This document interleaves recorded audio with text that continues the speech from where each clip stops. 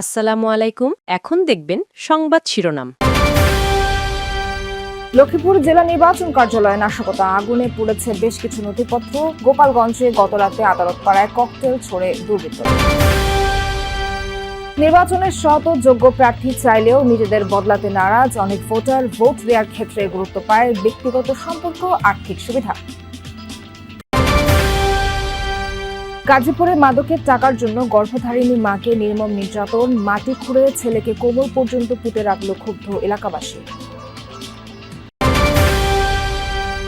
আবাসিক সুবিধা বঞ্চিত বরিশাল বিশ্ববিদ্যালয়ের ৮০% শিক্ষার্থী। নিরাপত্তা ঝুঁকির পাশাপাশি বাড়ছে পড়ার খরচ, হলগুলোতেও নানা ভোগান্তি। এতক্ষণ দেখছিলেন সংবাদ শিরোনাম, এখন দেখবেন বিস্তারিত। লক্ষ্মীপুরে জেলা নির্বাচন কার্যালয়ে অগ্নিসংযোগের ঘটনা ঘটেছে, এতে পড়ে গেছে বেশ কিছু নথিপত্র। ভোর রাত ৪টার দিকে শহরের মঞ্জুপুর এলাকায় এই ঘটনা ঘটে। সিসি ক্যামেরার ফুটেজে দেখা যায় এক দুর্বৃত্ত গেট টপকে কার্যালয়ে ঢোকে, পরে জানালার কাঁচ ভেঙে পেট্রোল ঢেলে কক্ষে আগুন দিয়ে দ্রুত পালিয়ে যায়। জেলা নির্বাচন কর্মকর্তা জানান, বিষয়টি টের পেয়ে নাইট গার্ড ও এক কর্মচারী দ্রুত আগুন নেভান, তবে পুড়ে গেছে বিভিন্ন নথিপত্র। বড় ধরনের কোনো ক্ষয়ক্ষতি হয়নি। খবর পেয়ে ঘটনাস্থল পরিদর্শন করেন আইনশৃঙ্খলা বাহিনীর কর্মকর্তারা। সিসি ক্যামেরার ফুটেজ দেখে নাশকতাকারীকে শনাক্ত করে আইনের আওতায় আনার চেষ্টা চলছে। পেট্রোল ঢেলে আগুন দেয়, সাথে সাথে আমাদের নাইট গার্ড এবং একজন কর্মচারী ছিলেন, তিনিও টের পাওয়ার পর তারা নিজেরাই বালতিতে করে পানি নিয়ে সেই আগুন নিভিয়ে দেয়। কাগজপত্র হালকা নষ্ট হয়েছে, বড় ধরনের কোনো ক্ষতি হয়নি। গোপালগঞ্জের আদালত পাড়ায় শুক্রবার রাতে ককটেল ছড়েছে দুর্বৃত্তরা। পুলিশ জানায়, দুর্বৃত্তরা আদালতের সামনের সড়কে 2টি ককটেল নিক্ষেপ করে। বিস্ফোরণে বিকট শব্দে আতঙ্ক ছড়ায় এলাকায়। খবর পেয়ে ঘটনাস্থলে গিয়ে আলামত সংগ্রহ করে পুলিশ। সিসি ক্যামেরার ফুটেজ বিশ্লেষণ করে দুর্বৃত্তদের শনাক্তের চেষ্টা চলছে। এই ঘটনায় নিরাপত্তা জোরদার করা হয়েছে, বাড়ানো হয়েছে আইনশৃঙ্খলা বাহিনীর টহল। ভোটাররা নির্বাচনের সময় সৎ, যোগ্য এবং উন্নয়নমুখী নেতৃত্ব দেখতে চান, কিন্তু বাস্তবতা হলো ভোটের সময় এই প্রত্যাশা ও ভোটারদের বড় অংশের আচরণে দেখা যায় অমিল। প্রায় সবাই দেশের সামগ্রিক উন্নয়ন ও দুর্নীতিমুক্ত নেতৃত্বের প্রয়োজনীয়তার কথা বলেন, কিন্তু যখন প্রশ্ন আসে নিজের দৈনন্দিন জীবনে আইন মানার, তখনই ভোটারদের একাংশের মধ্যে দেখা যায় দ্বিধাদ্বন্দ্ব। সংশ্লিষ্টরা বলছেন, এই দ্বৈত মানসিকতা থেকে বের হবার সময় এসে গেছে। ময়মনসিংহ শহরের সিকে ঘোষ রোড ও গাঙ্গিনাপাড় এলাকা, ফুটপাত দখল করে দোকান দেয়া এই ব্যবসায়ীদের কাছে প্রশ্ন, নির্বাচনে কেমন প্রার্থীকে বিজয়ী দেখতে চান তারা। যাতে ভালো কাজ করে, জনগণ যাতে ভালো থাকে, সুন্দর থাকে, এটি তো আমরা চাই। আমরা তো আর এর কাছে অন্য কিছু চাই না। কিন্তু ধরেন একজন ভালো সরকার আসলো, সৎ লোক আসলো, এসে যদি নিয়ম মাফিক চলে, তা আমরা এখন যেখানে বসে কথা বলতেছি এটা তো ফুটপাত, যেখানে আপনার দোকানের মালামাল আছে এটাও তো তুলে দিবে, মেনে নিবে না? এই হলো তো আঙ্গুর সমস্যা। বাংলাদেশে একজন ভালো সরকার চাই, যাতে দুর্নীতিমুক্ত থাকে। রিজন করতে দিবে না, ধরে নিয়ে যাবে পুলিশে, তখন কি মানবেন?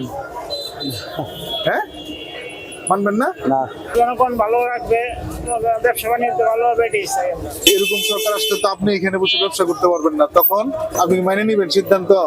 না, এটা মাইনে নেবো কেমন? আমি তো পেট বাঁচতে হবে, আমার তো সেটা খাইতে হবে। এবার একটু প্রত্যন্ত এলাকায় যাওয়া যাক, জানতে চাই এই জনপদের মানুষ কেমন সরকার চান। ভালো নেতা আসলে যদি এই যে এরপরে জমি একোয়ার করতে চাইছে। গাজীপুরে টাকার জন্য গর্ভধারিণী মাকে মারধরের অভিযোগে এক মাদকাসক্ত ছেলেকে মাটি খুঁড়ে কোমর পর্যন্ত পুঁতে শাস্তি দিয়েছে এলাকাবাসী। তাদের অভিযোগ, এর আগেও বেশ কয়েকবার মা বাবার ওপর অমানবিক নির্যাতন চালিয়েছে খলিল। একাধিকবার সালিশ ও মুচলেকা আদায় করলেও আচরণে কোনো পরিবর্তন আসেনি তার। এদিকে এ ঘটনায় পরিবারের পক্ষ থেকে অভিযোগ পেলে ব্যবস্থা নেওয়ার আশ্বাস দিয়েছে পুলিশ। টাকার জন্য মা বাবার গায়ে প্রায়ই হাত তোলে মাদকাসক্ত খলিল। এর শাস্তি হিসেবে জনতার রায়ে মাটি খুঁড়ে কোমর পর্যন্ত পুঁতে রাখা হয় খলিলকে। ঘটনাটি গাজীপুর শ্রীপুরের টেপিরবাড়ি গ্রামের। সকালে নেশার ঘোরে ইট দিয়ে গর্ভধারিণীর পা থেতলে দেয় অভিযুক্ত খলিল। খবর পেয়ে ছুটে আসেন প্রতিবেশীরা। পরে অসহায় মায়ের সম্মতি নিয়ে স্থানীয় সড়কের পাশে মাটি খুঁড়ে কোমর পর্যন্ত পুঁতে রাখা হয় মাদকাসক্ত ছেলেকে। পরবর্তীতে পালানোর চেষ্টা করলে তাকে ধরে আটকে রাখা হয়। আমার ছেলে আমার 8টা 8:30 থেকে যায় দেখি না দেখে মধ্যে আমার মাসে এই যে ঈদের দিতে আছে না দিতে মিলে মাসে আমার 2000 টাকা দাও, আমি বড়ি এনে বড়ি বেচলাম, পরে টাকা দেন না দেখে রাখুছি আমি মাসে। অনেক লোকজন আয়ানো কথা বলে তার মা মনে অনুমতি দিচ্ছে, দেওয়ার পরে আয়াল বিচার করছে। স্থানীয়দের অভিযোগ, এর আগেও বেশ কয়েকবার নেশার টাকা না পেয়ে মা বাবার ওপর অমানবিক নির্যাতন চালায় খলিল। পরবর্তীতে একাধিকবার গ্রাম্য সালিশ ও মুচলেকা আদায় করা হলেও আচরণে কোনো পরিবর্তন আসেনি তার।